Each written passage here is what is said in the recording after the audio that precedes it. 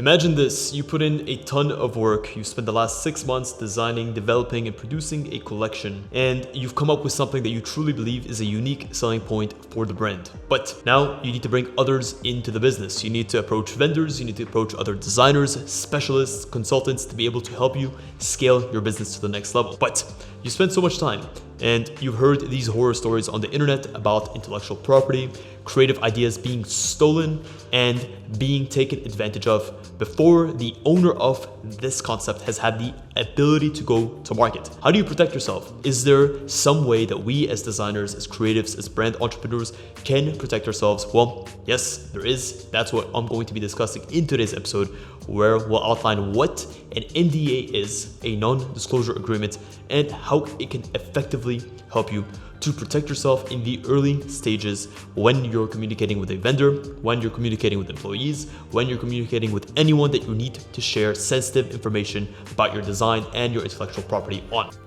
Welcome to Fittdesign TV. Are you interested in sports fashion, design, and manufacturing? Are you establishing your own brand? You're looking good. Anthony, how are you doing? Do you want to? Thank you. Well, you've come to the right place. Lights, camera, action. So what is a non-disclosure agreement, or NDA for short? In short, it is a legally binding contract that's main and sole purpose is to help protect your intellectual property once sharing it or when sharing it with other third-party vendors and other people outside of your legal entity, so that it's not broadcast, it's not shared to others or recreated without your consent. It's a way to prevent confidential information within your company from getting out or being leaked before you've had the chance to bring it to market. I get it, it might seem strange at first to have to ask someone to sign a non-disclosure agreement or an NDA, and you might not have ever worked with them before, but you have to understand this. Information is powerful, and if you've put a ton of time and effort into creating something that you truly believe is a unique selling point, and you're looking to trust a vendor or a third-party agency for the first time to work with you, well, it makes sense that you're going to want to protect your intellectual property. In this social media age, where things can even effectively be shared with others in ways that are non-malicious, you could have an idea of yours or a piece of intellectual property shared with the public before you've had a chance to go public with it by mistake, totally by mistake, by someone you're working with or an employee of yours. And this is where an NDA comes in handy. In order to effectively obtain a non-disclosure agreement, you honestly don't need the best lawyer, nor do you need access to a lawyer. You can draw one up yourself, and you can pretty much Google most of the main components that you need to include in an episode. We've also created on our website a fashion company document starter kit that includes an NDA that I've personally drawn up myself, that I've used with our key clients to be able to protect their intellectual property when dealing with suppliers that are halfway across the world. That way, everyone involved knows what is required of them and everyone is protected. So if you're interested in checking that out, check the link in the description. I'm offering 50% off for the next 72 hours. It's the Fittdesign Fashion Brand Company Document Starter Kit, and it comes with that and a bunch of other documents such as commercial invoices, purchase order, bill of materials, and a ton more. Check that out when you get the chance. But what we need to understand is that you can draft one up yourself, but if you're going to go for one on the internet, make sure that you're not drafting or copy pasting from one that already exists that has another company's sensitive information or one that's been specifically drawn up for them. This is where pre-packaged templates made for the general public, such as Fittdesign's company starter kit, come in handy. What do you need to consider before creating your non-disclosure agreement? Well, we need to look at the elements that a great quality and compact agreement will include. First and foremost, you need to effectively outline what is to be protected underneath this NDA. Is it just the design? Is it the graphics? Is it the patterns? Be specific, but at the same time, you don't have to be overly specific, so much so that you're giving away what you're trying to protect in the first place. Next, you must specify the ways in which you permit the information and the documentation that you're providing to be used. A great example of this is if you don't want to allow physical photocopies of your documentation or your company documents to be made, then you should also outline that in the document at the same time. If sharing of files outside of your authorized server is something that you don't authorize or you can't allow, or you can't let someone that is outside of the authorized group that is underneath the NDA to share the document. Also, feel free to outline that in there. This is especially useful if you're working with a third-party entity and they may be working with other third-party entities.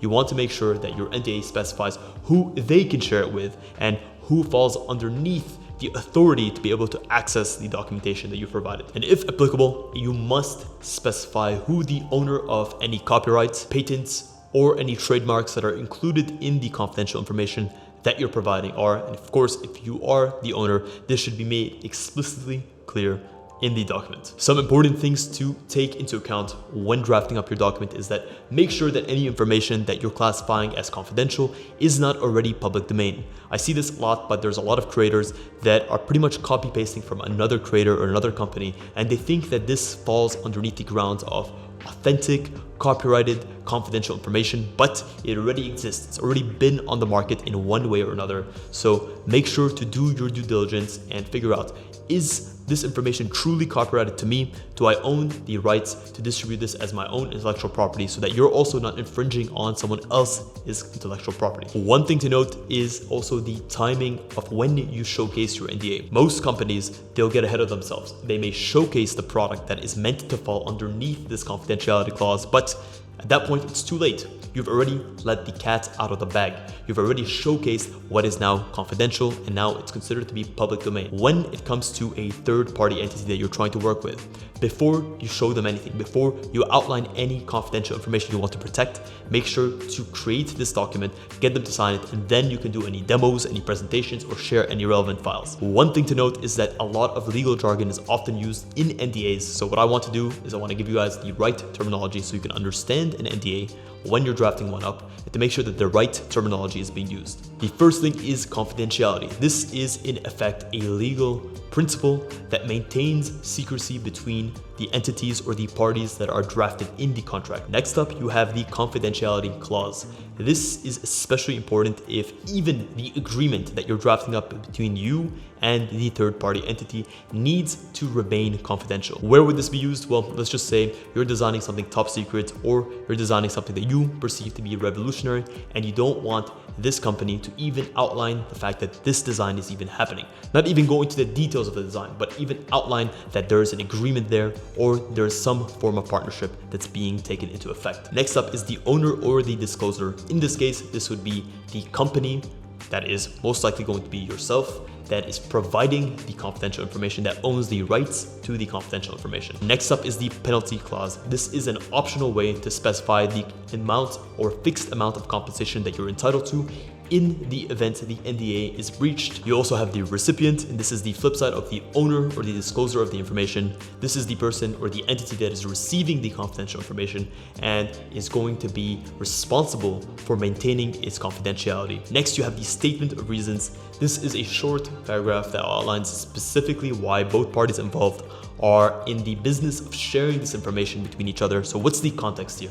Why is this information being shared, and why does it need to be held underneath this confidentiality clause? You also have to specify the term of the agreement, and this effectively specifies how long or what the duration of this NDA is, and usually depends on the scenario, but if your products or if your designs are actually copyrighted and they're trademarked, then this should be specified as the duration in which the trademarks are effectively held by the owner until they become the ownership of the public domain, which is in X amount of years. Now, what do you do if someone doesn't agree with the idea of signing your NDA? Well, you need to approach this in a way that is open-minded and very polite. You have to understand that most people may not have ever been experienced or exposed to an NDA, and especially with the legal jargon, it can be quite intimidating. You need to assure them that this is for the interest of both parties, and you have to explain to them that this is to help protect the integrity of the project involved. Make sure that your NDA is not predatory and does not put any unnecessary pressure on the entity that you're dealing with. It should be something that is there to protect both parties and to make it clear what the expectations are. In this case, you get pushback from the other entity. You might ask them, why? Is it just the idea of the NDA that's throwing them off, or is it specific clauses? If it's the entire idea, you may try to dig deeper in there, or you may try to notice that this might be a hopeless case. They might not just be open to signing an NDA for one reason or another. At that point, you need to use your best judgment as a business person and determine, is this someone that I'm willing to take a risk on or not? On the flip side, if they have specific terms or specific clauses that they have an issue with, then you can ask them, why do you have an issue with this clause? If so, how can we amend it and find a reasonable alternative for said clause? Guys, I definitely recommend that you take your time, do your due diligence, create an NDA, do the research, and if you need to watch this video time and time again to outline what the key points that are mentioned are, then definitely do that. Don't play Russian roulette with your unique ideas and with your brand. You may not be able to actively protect yourself in the event that you release your information without a NDA. So check the link in the description as well if you want something that's specifically put together by my team for fashion brands, that's going to be airtight, that's going to protect you and protect the people that you're working with. Guys, from the very bottom of my heart, thank you so much for tuning in to this episode of Fit Design TV. Until next week's episode, stay awesome.